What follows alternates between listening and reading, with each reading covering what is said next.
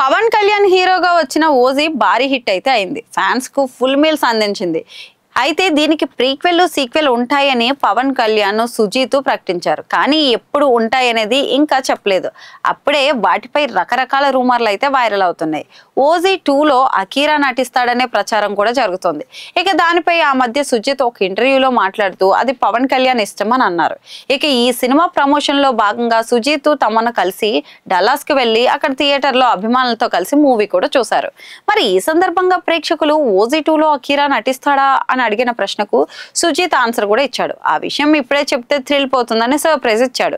ఇక ఆయన మాటలను బట్టి అకీరా నటిస్తాడని క్లారిటీ కూడా వచ్చేసింది. ఒకవేళ నటించకపోతే లేదు అని కొట్టి పారేసేవాడు. ఎందుకంటే ఫ్యాన్స్ లో అంచనాలు పెంచేసి తర్వాత చేయకపోతే బాగుండదు కదా. మరి ఆ విషయం సుజిత్ కు తెలుసు. అకీరా నటిస్తాడనే క్లారిటీ ఉండడం వల్లే ఈ విధంగా క్లారిటీ ఇచ్చాడనమాట.